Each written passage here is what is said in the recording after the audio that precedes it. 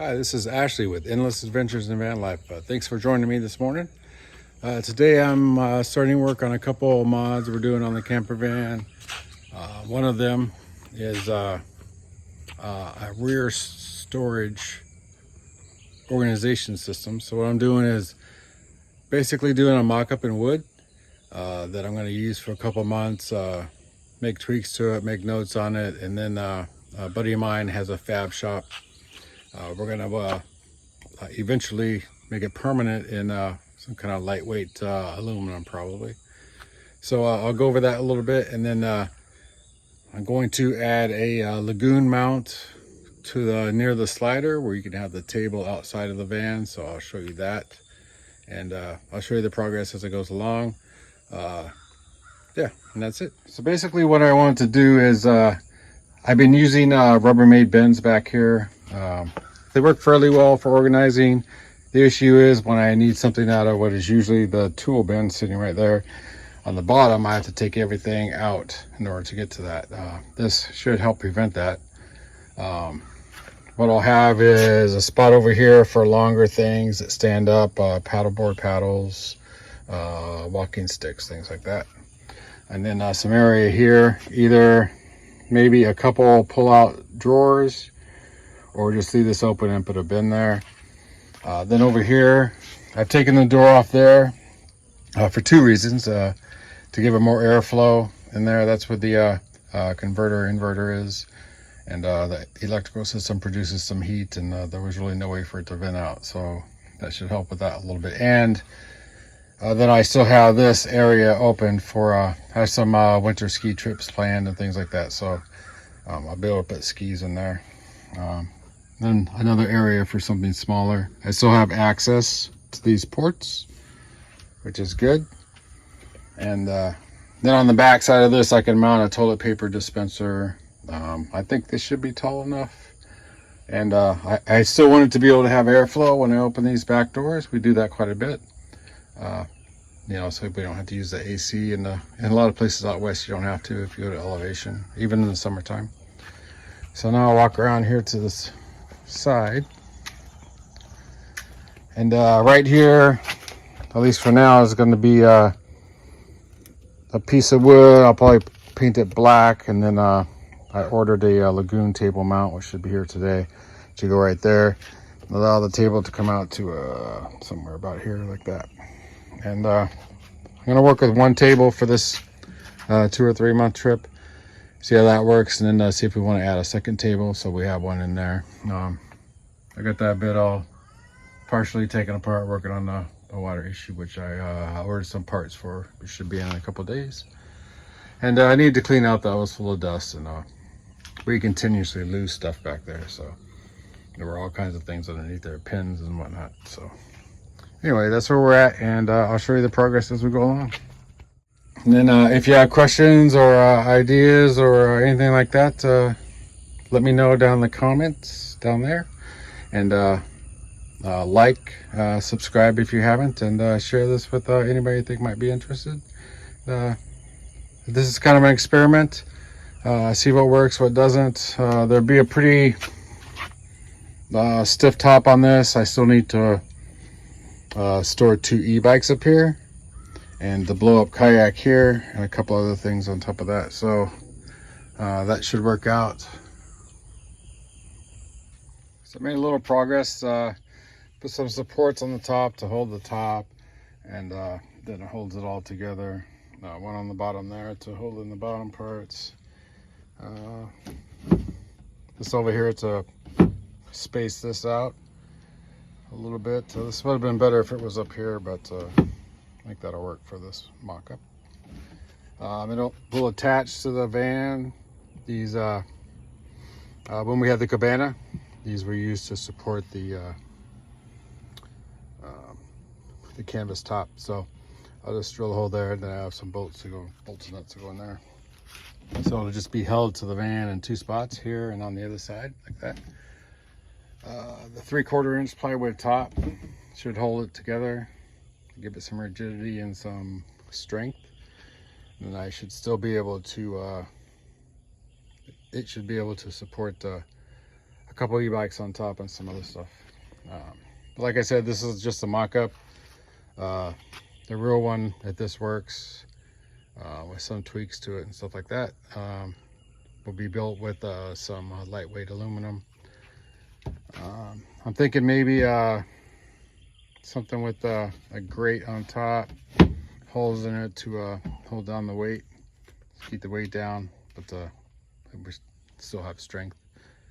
Anyway, I will finish this, get it all set, ready for the top to go on, and then I'll pull this out, spray paint it black just for now, and then put it back in, put the top on, and see how it works out. And then drill a couple holes to attach it to the van, to the Sprinter van, and we'll get it in and get the top on. See what we got.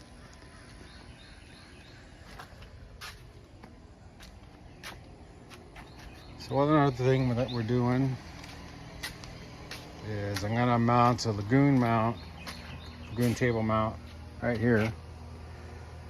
So at first I was going to run it up this and onto this, but then I remember that this moves in and out, so I'm gonna do that. So it's just gonna have to attach here. It's gonna be a little flimsy this way, so maybe something that comes off the bottom and attaches there for support, but I'm gonna try just attaching it here and see what happens, see how much flux is in it, and then make improvements if it needs it. Then I've also got,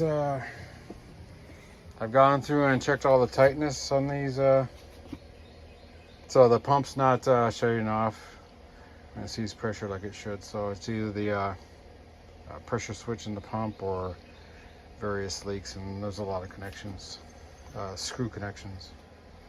PEX would be better for this, I think. But I didn't do all that work of changing all that stuff out, so I'm checking all these connections for tightness. See right there is 1, 2, 3, 4, 5 connections at that one point. And over here there's 1, 2, 3, 4, 5 right there. That's a lot. With PEX it would be one, you know, the same number probably, but that's tighter, and the connections that wouldn't work loose.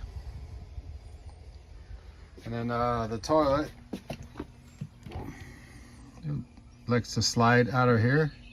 It's got 2 wing nuts back there, and you can tighten them down as much as you want. And I've actually got a wrench on it before, and I really tightened down on it, and eventually they loosen, and the toilet ends up out here somewhere. So they might fix it. I've seen somebody do this before. It's just take a little block of wood, paint it black, and then screw it to the bottom there, and then screw into the toilet. That should keep it from coming out this way. And then the shower head and everything's right here.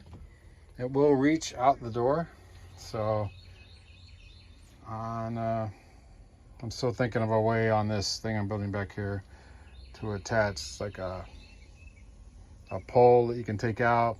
You could mount the shower head to it, or maybe a different one, put a different one on it, mount it to that, and then be able to use the shower out there.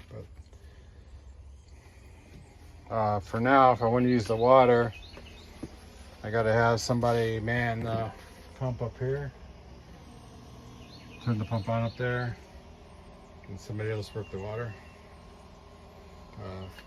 Be a little bit better if the pump control was over by the sink. That way you could turn it off and on. It wouldn't be such a big deal. But yeah, let's see if we can get that fixed. It's coming together. I got everything out of it. All the cabinets have been cleaned inside. Fridge has been cleaned inside and out. The fridge is turned down to 0.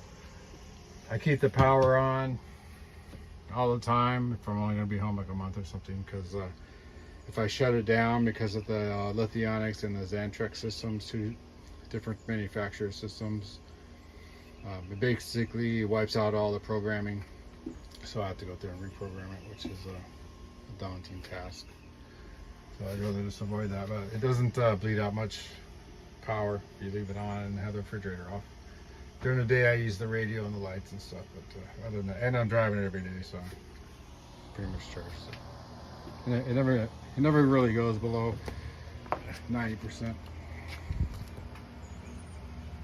All right, got it all bolted in place. I got it attached to the van in 2 spots, one here. My bolt's a little long, but for now that'll work. A couple of washers and that. Same thing on this other side, right there. I just got to put the top on, and I'm thinking ultimately when we make the one out of the aluminum, this will be a drawer that comes out with a propane burner too, a double propane burner thing on it. For times when they can't have fires in places, it's good to have a alternate way of cooking outside. And there, I'll leave this spot open. Things can go down, and it's actually even tall enough for my skis and the kayak paddles, walking sticks, my support for the Dutch oven, stuff like that can fit in there easily. And then down here will be all stuff, the camp chairs, the pad, stuff like that. And then I'll be able to take all the tools out of that bin over there and put them into this box. Air compressor, the air down apparatus, and the wrench sets and all that kind of thing, and a cordless drill, cordless saw, and everything will be in there. Should make it easier. Then I can have things that are up here, and then when I want to take something out from down here, I don't have to take everything out. It should be nicer. And for now, like I said, I'm going to build just a box that you pull out without the drawer rails or anything like that for now. So yeah, I'm thinking, so I cover this. I'll leave this spot open also. I need to fit the 2 e-bikes will go right here. So they'll go to, I got it pretty much done. Got the top on. It doesn't look too bad for a mock-up. I mean, obviously the powder coated aluminum metal one with the drawer systems and everything will look much better, but this should work to serve this purpose, so I can see how it works, what doesn't, what kind of drawers I want, and all that kind of thing. So I was going to build a box here, but I think I'm just not going to do that, and just use that as storage for the cooking stuff, outdoor cooking stuff. And this spot will be all the camp stuff, chairs and mat and table and all that stuff that you get out there regularly. And over here I can have long stuff, skis, paddleboard, or kayak paddles and walking sticks and things like that. And then on top, there should be enough room for the 2 folding e-bikes here. Then the inflatable kayak will go here. Takes up to about there, and then you know, some other stuff stacked on top of there, I'm sure. So it doesn't look too bad. From the inside, it looks pretty good.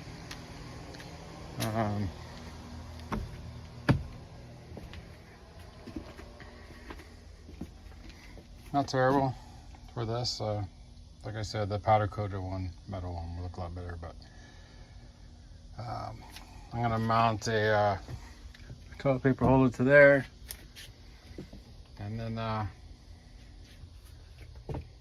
I'm either going to take this shower head and build a removable kind of a stand for it off this box back here, or in the future, basically repipe this thing all the way to the back there, and then have a quick connect that I can plug in a wand to back there, and then you can do your shower thing outside there. I have a crack in the shower pan anyway, so I can't use the shower inside.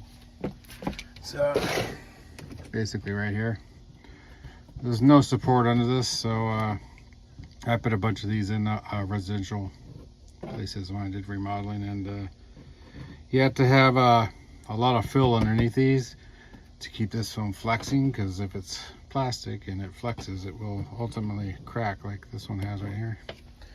But I don't want to go through the trouble of changing it. It looks like you would have to disassemble these 2 walls, that wall, that back wall to get that thing out, and I'm not done with all that work. So, and then the The piping thing, I still haven't found if there's a leak or not, but I'm not putting pressure to the system, so finding a leak would be nearly impossible actually. But I've gone through and tightened up all these connections. A future project will be basically to obsolete all this white piping and put in PEX blue line for cold, red line for hot, and rerun all that. Everything, at least everything from the pump out to the use points. So I could basically break the two ends of all this, put a connector on one end to hook a airline to have air compressor. I could pressurize the line, and then on the other end put a pressure gauge. Basically what you do is you fill it up to like 10 psi or something, then close the valve on the end, watch the pressure gauge, and watch your pressure drop across time, and that will tell you if you have any leaks, because there's like roughly 35 connections of these screw connections, which I'm not really a fan of. Anything that screws is gonna come loose ultimately. So yeah, that's where I'm at with that. I'm waiting for the filters to come in. If I could put the filter back, I could put the housing back on and run some water just to do some leak testing and stuff, which I might do later on today. But this is Florida. It's 11 o'clock. The sun's beating on me. It's 100 degrees at least with the humidity. So it's beyond me why anybody would stay in Florida in the summer. It's nuts. This I'm rethinking how I'm going to do this, because that's not going to work great, and I want it to look good. And maybe yeah, I gotta check. Maybe something across this that the Lagoon mount connects to, but I gotta think about that a little bit. Anyway, more clean to do. Then I gotta start loading her back up. Probably into this box and put all the tools in it today, and then clean this up and start putting stuff in here and see how that works. All right, that's it. I'll post some pictures of fully loaded, see what it looks like. Remember, it's not beautiful now. It's not supposed to be. This is just a use test, I guess, a field test of how it's going to work. And then as we use it, I'll say, you know, maybe this drawer needs to be a little wider or shorter or something like that. So yeah, I think it'll work out. All right, thanks for watching. If you got anything on this video or didn't, or want to rant or something, just leave a comment down there. Yeah, I answer all the comments. Like, share, subscribe. All that stuff is free. Free and easy. All right, talk to you later. See you on the road. Bye.